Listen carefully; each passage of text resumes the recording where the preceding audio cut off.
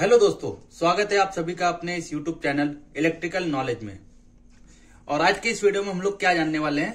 हम लोग जानने वाले हैं कि जो 3 फेज कैपेसिटर होता है, 3 फेज डेल्टा कनेक्टेड कैपेसिटर जो होता है, उसका माइक्रोफैरड वैल्यू से केवीआर किस प्रकार कन्वर्ट करें। मतलब माइक्रोफैरड से हम लोग केवीआर किस प्रकार कन्वर्ट करेंगे, उसके बारे में। आप लोगों ने हमारे पुराने वीडियो देखे होंगे जिसके अंदर हम लोगों ने बताया 3 फेज डेल्टा कनेक्टेड कैपेसिटर का केवीआर से माइक्रोफैरड किस प्रकार से निकाला जाता है उसके बारे में, और उसका हम लोगों ने प्रैक्टिकल वीडियो भी देखा था। यदि आप लोगों ने वह वीडियो नहीं देखा तो ऊपर आई की बटन आ रही है, उसके ऊपर आप लोग क्लिक करके वह वीडियो देख सकते हैं। तो आज के इस वीडियो में हम लोग जानेंगे माइक्रोफैरड से केवीआर किस प्रकार से निकाला जाता है उसके बारे में। तो सबसे पहले मैं एक आपको प्रैक्टिकल वीडियो दिखा देता हूं, आप लोग वह देख लीजिए। उसके अंदर हम लोग माइक्रोफैरड वैल्यू चेक कर रहे हैं 3 फेज डेल्टा कनेक्टेड कैपेसिटर का। तो वो आप लोग एक बार ध्यान से देखिए। तो आप लोग इसको देख सकते हैं कि यह यूनिस्टार का हेवी ड्यूटी कैपेसिटर है जो कि है 25 केवीआर का। तो इसका हम लोग क्या करेंगे, माइक्रोफैरड वैल्यू चेक करेंगे। ये 3 फेज डेल्टा कनेक्टेड कैपेसिटर है, जैसा कि इसके अंदर आप लोग को 3 टर्मिनल देखने को मिल सकता है। अब सबसे पहले हम लोग इस मल्टीमीटर को क्या करेंगे, माइक्रोफैरड या कैपेसिटर का जो सिंबल दिख रहा है वहां पर सेट करेंगे। इसकी ब्राइटनेस हम लोग बटन दबा के बढ़ा लेंगे, फिर येलो बटन दबा के वो किलो ओम को माइक्रोफैरड पे सेट कर देंगे।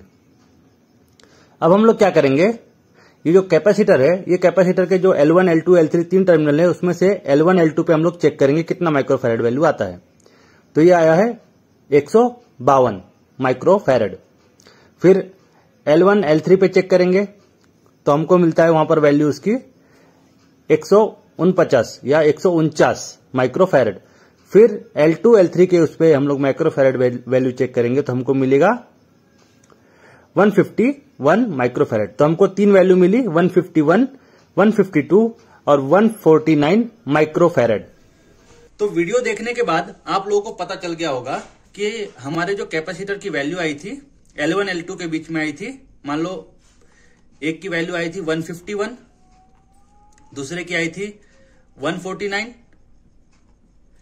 आगे माइक्रोफैरड, तीसरी की आई थी 152 माइक्रोफैरड।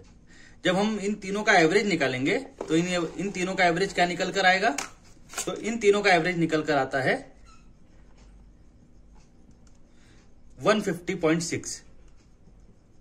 तो इसको हम लोग 150 ही पकड़ेंगे। तो यहां पर C इक्विवेलेंट की वैल्यू क्या आई, 150 माइक्रोफैरड। तो ये हम लोग लिख के ले लेंगे, ठीक है। तो ये मैं पूरा पसारा साफ कर देता हूं और यहां पर मैं लिख देता हूं A की वैल्यू C इक्विवेलेंट की, ठीक है।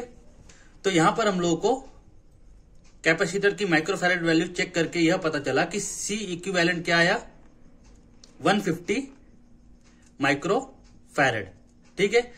और हमको नेम प्लेट से उसका लाइन टू लाइन वोल्टेज पता चला, VL2L कितना आया था, वो 525 वोल्ट। और उसकी जो फ्रीक्वेंसी है F, वो कितनी है, 50 हर्ट्ज। अब हमारे पास ये तीनों वैल्यू है। अब मैंने यहां पर C ना लिख के C इक्विवेलेंट लिखा है। यह किस लिए लिखा मैंने, ये मैं आगे वीडियो में बताऊंगा। तो हमारे पास ये तीनों वैल्यू है। क्या हम इस 3 वैल्यू के ऊपर से केवीआर वैल्यू निकाल सकते हैं उस कैपेसिटर की? तो जी हाँ, बिल्कुल निकाल सकते हैं। पर वह जो वैल्यू आएगी वह गलत आएगी। वो किस लिए, क्योंकि यहां पर ये जो वैल्यू है वह C इक्विवेलेंट की है। अब मैंने बताया कि C इक्विवेलेंट में बताऊंगा आगे क्यों। क्योंकि जो हमारा कैपेसिटर होता है डेल्टा कनेक्टेड, वो कुछ इस प्रकार से होता है। आप लोग देखिए, एक कैपेसिटर यहां पर, एक कैपेसिटर यहां पर और एक कैपेसिटर यहां पर। तो कुछ इस प्रकार से हमारा डेल्टा कनेक्टेड कैपेसिटर होता है। मान लीजिए ये मेरा L1 है, लाइन 1, ये मेरा L2 है और ये मेरा L3 है, ठीक है। इन तीनों कैपेसिटर की वैल्यू सेम होती है। इसको मैं लिख देता हूं C बराबर। अब जब मैं मल्टीमीटर की मदद से कोई भी दो टर्मिनल पे जब वैल्यू चेक करता हूं, मान लीजिए मैंने L1 और L2 की वैल्यू चेक किया, यहां पर 2 लीड लगाया मैंने, यहां पर मैंने एक माइक्रोफैरड वैल्यू चेक किया, ठीक है, इन दोनों पे। तो वो वैल्यू कितनी आई मेरी, 150 आई। ओके, क्या आई, 150। उस समय मेरा क्या होता है, L3 ओपन हो जाता है, तो इसकी ये टर्मिनल की कोई आवश्यकता नहीं होती है। तो जब मैं 2 वैल्यू चेक कर रहा हूं तो ये L3 यहां से ओपन हो जाता है। ठीक है, तो ये कुछ इस प्रकार से हमको दिखाई देगा। तो इस कंडीशन में क्या हो रहा है कि ये जो वैल्यू आ रही है हमारी यहां पर, ये आती है 150। अब हम इसको क्या करेंगे, कन्वर्ट करेंगे। खाली हमको सी की वैल्यू निकालनी है ना केवीआर निकालने के लिए, तो हमको सी इक्विवेलेंट से उसकी वैल्यू निकालनी पड़ेगी। तो आप लोग देख सकते हैं यहां पर क्या हो रहा है, ये दोनों कैपेसिटर जो है सी और सी, ये क्या है, ये है सीरीज में, बराबर। ये कुछ इस प्रकार से सीरीज बन रहा है। तो सीरीज में कैपेसिटर की क्या होती है इक्विवेलेंट, ये होता है हमारा 1/C1 प्लस 1/C2।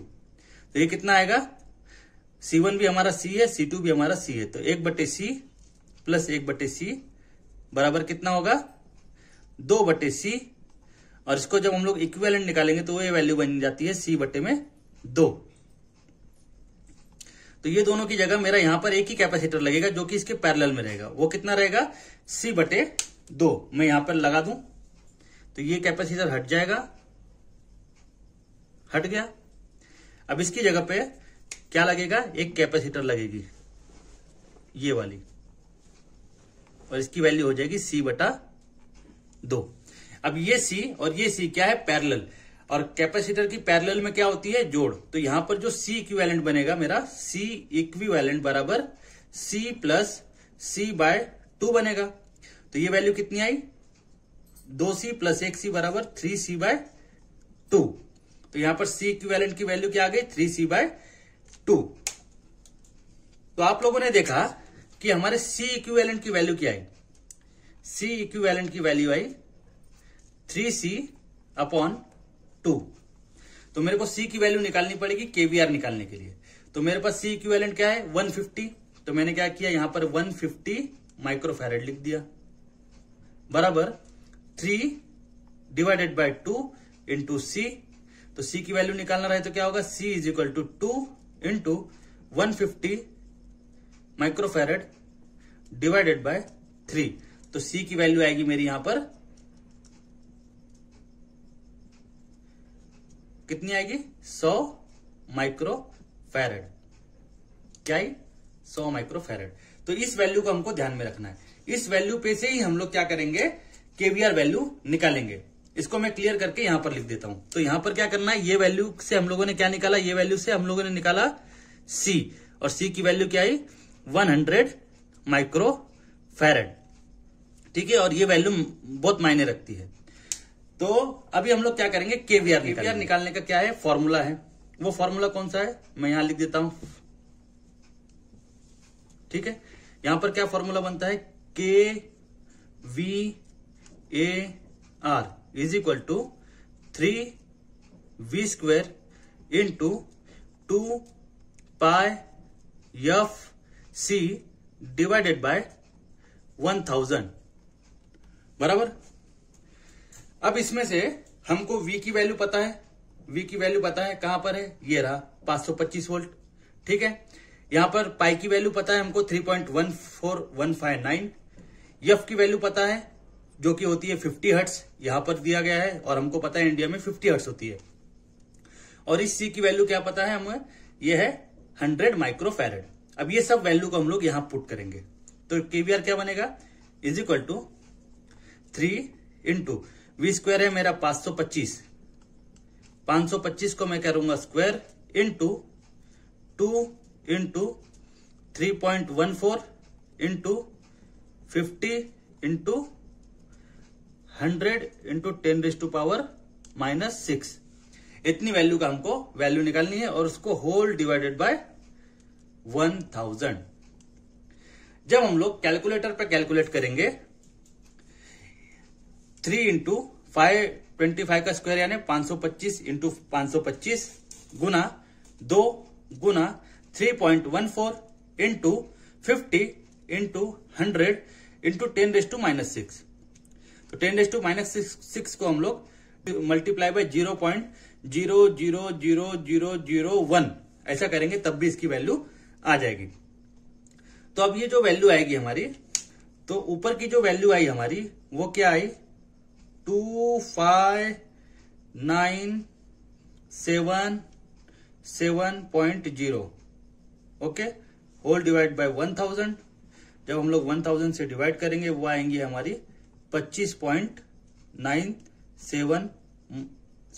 माइक्रोफैराड नहीं, kVAR which is approximately equal to 25 kVAR। अब यहाँ पर 97 का बहुत लोग कहेंगे कि 26 हो जाएगा, पर वो 26 किस लिए नहीं गिनेंगे, क्योंकि हमारी जो माइक्रोफैराड वैल्यू आती है जो हम लोगों ने यहाँ पर लिया है 150 माइक्रोफैराड, वो प्लस और माइनस 5% में टॉलरेंस रहता है उसका। इसके लिए हम लोग इसको 25 kVAR अप्रोक्सीमेट पकड़ेंगे। तो फ्रेंड्स, इस प्रकार हम लोगों ने जाना कि माइक्रोफैराड से kVAR 3 phase delta connected capacitor का किस प्रकार से निकाला जाता है उसके बारे में।